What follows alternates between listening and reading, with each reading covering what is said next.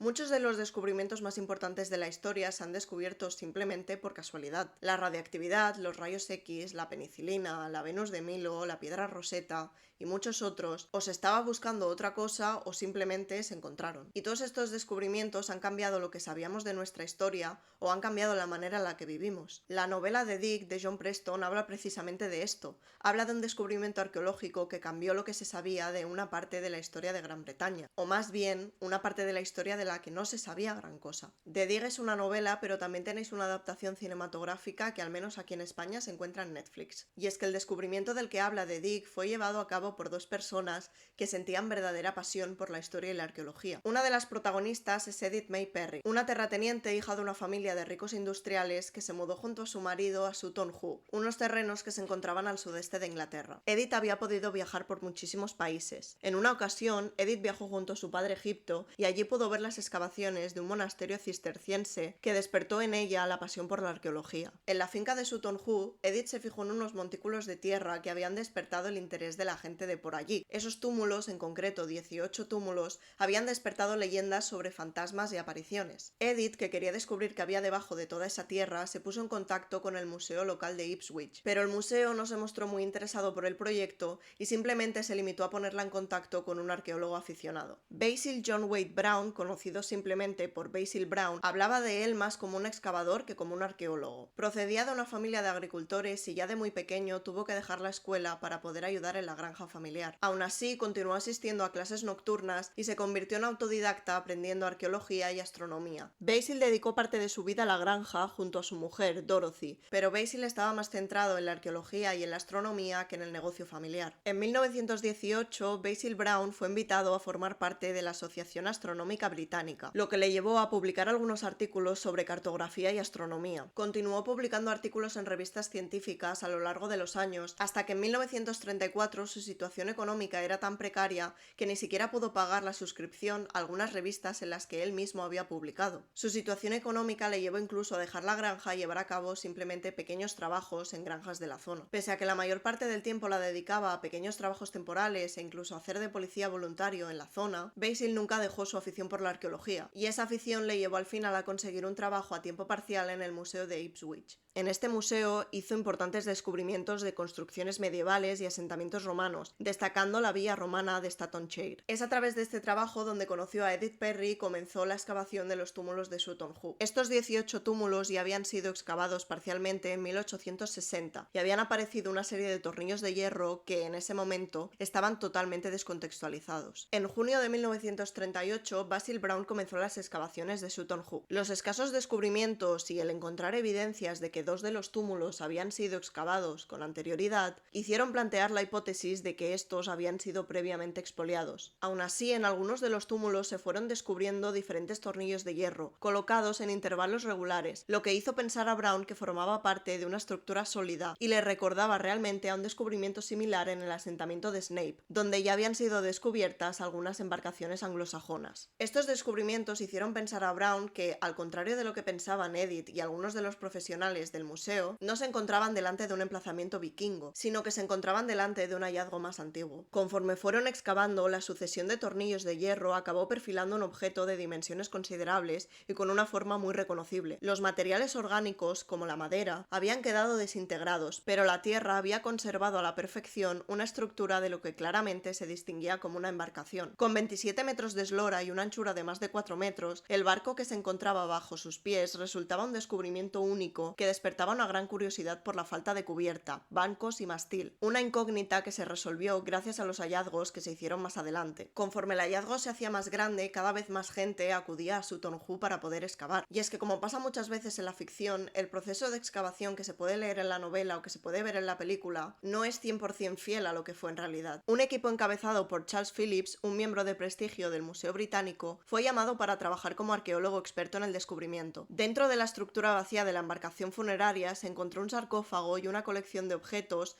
que se fueron desenterrando conjuntamente con algunos de los mejores arqueólogos con los que contaba el museo. De una manera escalada, el descubrimiento de esta colección de objetos se convirtió en una colección única. En un momento dado se descubrió una moneda que hizo que las sospechas de Basil Brown fuesen ciertas. No era un hallazgo vikingo, sino que era una moneda merovingia que situaba el enterramiento en un tiempo más antiguo del que a priori se había considerado. Y es que estos hallazgos cambiaron las consideraciones que se tenían sobre la historia de Inglaterra, ya que estos objetos se dataron hacia el siglo VI. A principios del siglo V, Bretaña se encontraba en conflicto con los bárbaros. Las peticiones que se hicieron al emperador romano Honorio para conseguir apoyos acabó con que el emperador no tenía la capacidad para poder proporcionar estas tropas y ejercer la autoridad real en el territorio, siendo un reconocimiento del fin del dominio romano sobre Bretaña y dejando a los britanos sin protección imperial. La pérdida del poder de Roma en Inglaterra supuso la consolidación de pueblos germánicos, como pueden ser los anglos, los sajones o los jutos. Este conjunto de pueblos resistió hasta finales del siglo VII, creando una sociedad prácticamente desconocida y con prácticas sin ninguna evidencia arqueológica hasta los descubrimientos de Sutton Hoo. Los asentamientos de estos pueblos invasores se concentraron en el sudeste de la isla, y conforme se fueron creando áreas de influencia, crecieron en número frente a los britanos. La resistencia de estos pueblos fue cada vez más insostenible, lo que daría paso a la consolidación de una nueva sociedad y una nueva Inglaterra, la Inglaterra anglosajona. La consolidación de los pueblos anglosajones llegará con la Aptarquía, que conformó un conjunto de los 7 reinos que tanto los pueblos anglos, sajones y jutos habían establecido en Bretaña desde el siglo V y que conformaba la parte meridional de la isla. Entre los 7 reinos que formaron esta gran unión, Kent, Sussex, Wessex, Essex, Northumbria, Estanglia Oriental y Medios,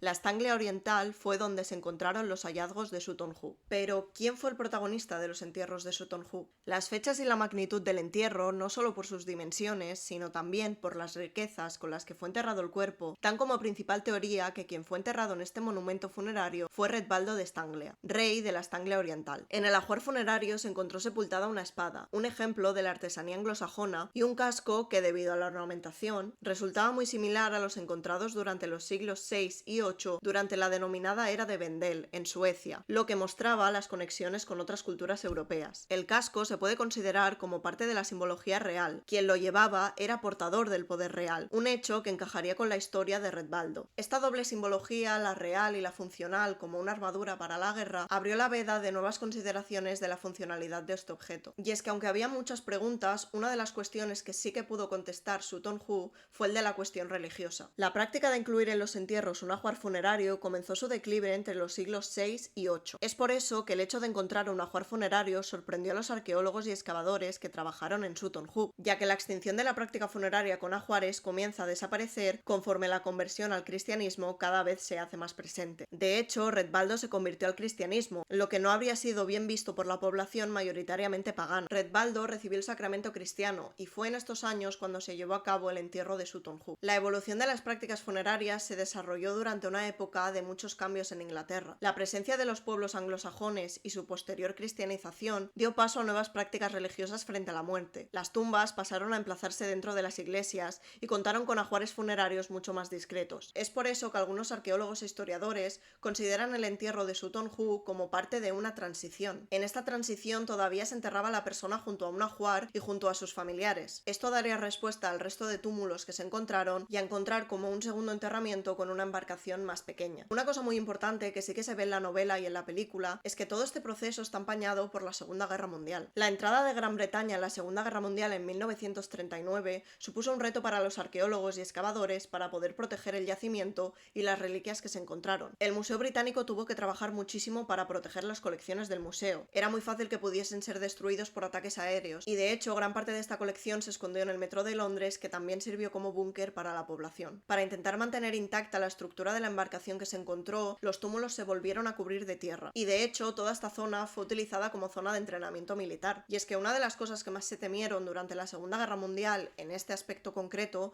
fue la destrucción del patrimonio, del arte, de la cultura del enemigo. De hecho, los bombardeos aéreos que se llevaron a cabo sobre Londres entre 1940 y 1941 por el ejército aéreo alemán destruyó la Catedral de St. Michael en Londres. De hecho, todo el expolio que hicieron los nazis del arte bajo una falsa legitimidad fue clasificado como un crimen de lesa humanidad en la Carta de Londres en 1945. Y mira que el gobierno británico hable de expolio, ya es. Durante la Segunda Guerra Mundial Mundial se perdió muchísimo patrimonio histórico, y no solo por parte de un bando, sino por ambos bandos. De hecho, en las conferencias de Bruselas en 1884 y en la Conferencia de La Haya en 1907, se hicieron los primeros escritos para poder hacerse cargo de la protección de edificios utilizados con fines artísticos, científicos o caritativos, por ejemplo museos, iglesias o monumentos. Pero cuando llegó la Primera Guerra Mundial y después con la Segunda Guerra Mundial, todo esto pareció olvidarse. De hecho, hoy en día la UNESCO sigue intentando llevar a cabo un recopilatorio de todos aquellos monumentos, del patrimonio histórico, del arte, que fue destruido en periodos de guerra. Y esto no es algo que haya acabado, las guerras de hoy en día siguen destruyendo muchísimo patrimonio histórico. Una vez acabada la Segunda Guerra Mundial y antes de que Edith Perry perdiese la vida, cedió todo lo encontrado en el yacimiento al Museo Británico. Es por eso que el Museo Británico se encargó de gestionar todo lo encontrado y continuó con las excavaciones. El estudio de este yacimiento aportó mucha información de una época bastante desconocida, y es que no se tenía mucha información de la historia inglesa entre la caída del Imperio Romano y la aparición de los vikingos. La colección de objetos que se desenterraron mostró una sociedad que se pensaba que era ruda y sin cultura, sin muchos avances, y que en realidad era sofisticada y con una riqueza considerable por la conexión con otras civilizaciones y otras culturas europeas, e incluso asiáticas, dando a conocer la importante red comercial de la que formó parte también la población anglosajona. En la novela y en la película de The Dig vemos cómo se fusiona la crueldad de la guerra con el pasado anglosajón del país, un pasado donde la guerra y la muerte quedaron sepultados bajo tierra. Durante muchísimos años los restos de Sutton Hoo solo fueron vinculados al nombre de Edith Perry. Durante todos esos años Basil Brown ni siquiera se nombraba cuando se hablaba del yacimiento. Como pasa muchísimas veces, han tenido que pasar muchos años para que la historia